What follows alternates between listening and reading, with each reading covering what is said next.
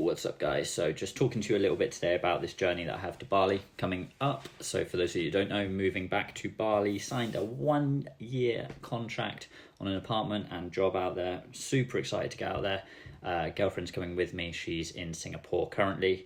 So talk to you a little bit about that journey in the next few days. As you can see behind me is that catastrophic mess of all the stuff that I'm trying to pack to get ready.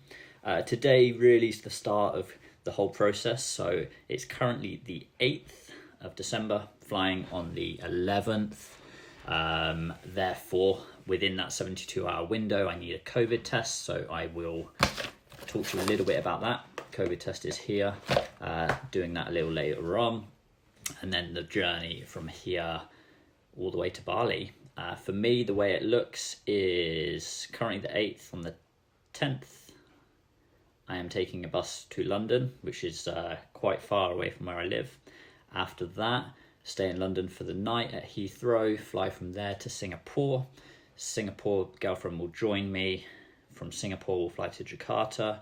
That's where we need to do a lot of the immigration, customs, everything ready to get to Bali. And then after that, we will take a domestic flight down to Bali. And the aim, if all goes to plan, is to be in Bali on the 12th in the evening. But next few days are a little bit hectic. So let's see if I can talk you through that journey. So we are back. Next up is the COVID test. I'm about to call into the doctors. So the way that this test is done is it's administered over like a Skype call, I guess. They've sent me the kit already. What I found by checking online is that a lot of airlines won't accept postal kits. However, this is a way of administering it over Skype, so it's effectively the same as having a doctor do it for you. They'll guide you through it, make sure it's all done properly. So I'm about to dial into that. I am one suitcase down, which is just here. One more suitcase to pack. So COVID test next up, and then I need to take it in, drop it off at the lab, and then I'll have the results tomorrow, which is one day before I'm supposed to get the bus to London. So fingers crossed, all goes well. Wish me luck on this COVID test. Yeah, just take your time, okay? That's it.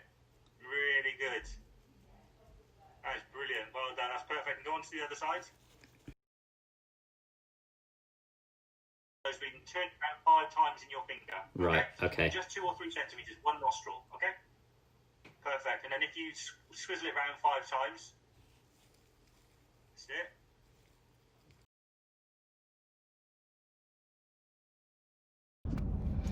So test is done. Probably wasn't as bad as I thought it would be. I was worrying quite a lot. But yeah, basically you saw it's a little bit in the throat, in the nose. Yeah, it's a little uncomfortable, but it's nothing too bad. Now the test is all packed up, I'm going to drop it to the lab, and then hopefully within about 24 hours I'll have the results.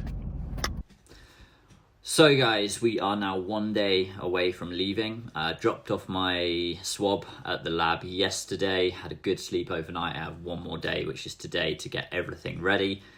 Waiting for the test result to come back, so that should be back later on today. And then, yeah, finishing off a bit of my packing right now. Thought whilst I'll do it, I'll give you guys a bit of an idea as to what you need to enter Bali at the moment, or Indonesia, because it's a lot more complicated than it used to be. So previously, you would be able to fly into Bali, you'd be able to get a 30-day visa, and then you would be able to extend that visa. There's numerous ways around it. Right now it's a little bit more complicated. So far as I'm aware, you only have a couple of ways of getting in. One of which is the way that I've done, which is having a working visa. So in order to get a working visa, you need to be sponsored by an Indonesian company. That Indonesian company pays for the visa to sponsor you to work for them for a certain amount of time. I have a 1-year visa. Sometimes it's 6 months. So it really depends on the company that you work for. Secondly, the second option is a business visa. So this is something that came up in the last 2 or 3 months. I have some friends that have gone there on that visa. You need to go through a reputable agent to do that. In order to get that, use an agent. They will process all the paperwork. It's quite straightforward. You need to provide them with your passport, some insurance, bank statements, things like that. And that gets you a 6-month visa, which is broken down into a 60-day visa, which can be extended 4 times, and each time is 30 days. So it's quite straightforward. You need a visa to enter right now. You can't just turn up at the airport, and I don't even think an airline will let you board their flight anyway. When you get onto the topic of flights, there's loads of grey areas on it. I started looking on Skyscanner, trying to find flights, and there are so many different flights available, and it becomes a bit of a minefield. So you can fly with any of the Middle Eastern airlines, which you have Emirates, Qatar, Etihad. Turkish Airlines are doing it through Istanbul. Garuda do it. I'm flying from the UK, goes via Amsterdam and then to Jakarta. And then there's the way which I've chose, which is one of the newest routes at the moment, which is Singapore Air. So Singapore Air takes me from London to Singapore. You can only transit in Singapore if you have a PCR test within the last 72 hours, which is why I needed my test really close to the flight time. And you can only transit there with a flight that is owned by Singapore Airlines. So basically your choices are Scoot and I think Silk Air. So I have a flight to Singapore, transit there, get to Jakarta. In Jakarta, you need to get everything. So you get your luggage, you do the health screening, you do customs, immigration, you do the IMEI, which is for your telephone, everything. And then recheck in, and I have a domestic flight, which gets me to Bali with Air Asia. On that topic, Air Asia, I got a flight Jakarta to Bali, which is 40 kg luggage with a meal and all the perks, and you can change it, and it cost me English about £62. So absolute bargain to get there. Once you have your flight and visa sorted, there's numerous things that you need in order to actually enter Indonesia and enter Bali. So I just mentioned the IMEI. They launched something earlier this year. I think it was in about February 2020, where if your mobile phone hadn't been used prior to February 2020 in Indonesia with an Indonesian SIM card, then it wouldn't have been registered within Indonesia, and therefore you have to pay import customs fees, import duties.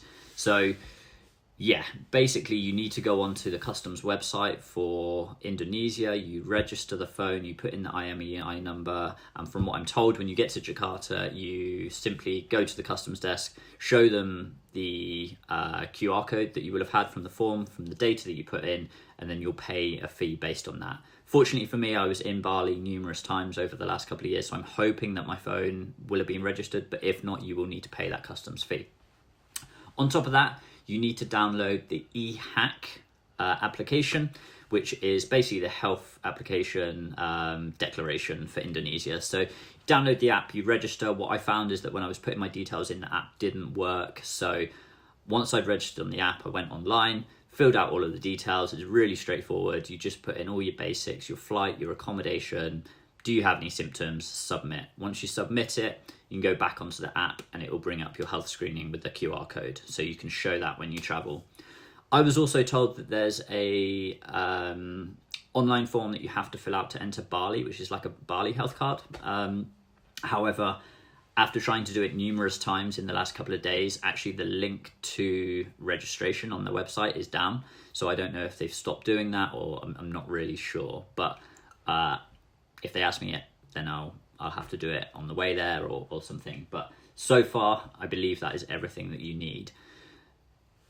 There's going to be a lot of unknown during the trip. Obviously, traveling, I haven't traveled since COVID, and it's all going to be a little bit different for everyone. So I think traveling will be a little bit strange, but hopefully I can guide you through a bit of that process from the UK or Europe over to Jakarta, what you need to do in Jakarta, and then how you will get to Bali. That's it. I've got some packing to do. I've got to spend some time with my boy, Teddy, that boy. And hopefully later I'll get my result back, which is negative, so I can travel to Bali. Peace. So it is 10 to 9 the night before I'm leaving. Just got my result back. Test result is negative. Good news. So certificate's about to come through to me now, and I can begin my travels in the morning up to London, ready to get my flight. So it's currently the 9th, 10 to 9 in the evening. Tomorrow, 10th, my journey begins. And on the 11th, my flight is out to Indonesia. Stay tuned, see what happens next. Ready on my travels. And any questions, feel free to comment below. I'll be happy to answer whatever I can. See you in Bali.